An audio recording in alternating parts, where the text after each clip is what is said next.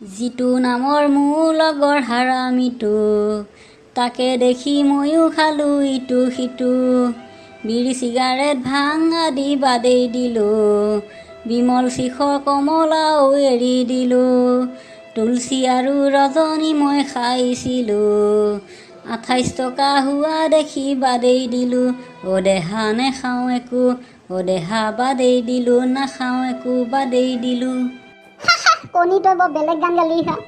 যিটো সত্য সেইটোৱে গাইছোঁ বুজিছ আগতে মই এইবিলাক বহুত খাইছিলোঁ মদ চিগাৰেট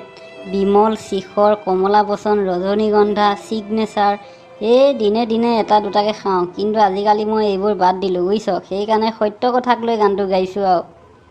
যি হ'লেও কিন্তু তই গানটো বঢ়িয়া গাইছ thank you Jaya thank you welcome এই ছাৰ আহিছে কিহে ল'ৰা ছোৱালীহঁত আজি দেখোন তহঁতক বৰ ফূৰ্তিত থকা নিচিনা দেখিছোঁ নাই ছাৰ কিনো ফূৰ্তিত থাকিম সেই আগৰ নিচিনাই আৰু হওক দে সদায় তহঁতে ভালে কুশলে থাক আৰু হাঁহি ফূৰ্তি কৰি থাকিবি হয় ছাৰ বাৰু তহঁতকেইটাৰ ভিতৰত ধুনীয়া কৌতুক কোনে ক'ব জানো মোক আজি এটা কৈ শুনাচোন ছাৰ কণীয়ে ধুনীয়া ধুনীয়া কৌতুক ক'ব জানে এই কণীয়ে ক'ব হয়নে কণী তই বোলে বৰ ধুনীয়া কৌতুক ক দে আৰম্ভ কৰ দুই এটা কৌতুক মাজে মাজে কওঁ ছাৰ কিন্তু ইমান ভাল নহয় তেও এবাৰ আপুনি শুনি চাওকচোন কিজানি আপুনি ভালেই পায় দে ধুনীয়া কৌতুক এটা ক যাতে একে হাঁহি হাঁহি পেট বিষাই যায়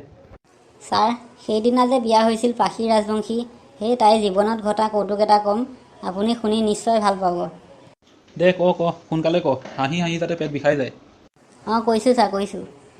পাখি ৰাজবংশী এতিয়া নতুন ঘৰৰ নতুন বোৱাৰী সেইদিনা শাহুৱেকে ক'লে বোৱাৰী বাহিৰত শহুৰ দেউতাই চাহ খাইছিল খালী কাপটো লৈ আহাগৈ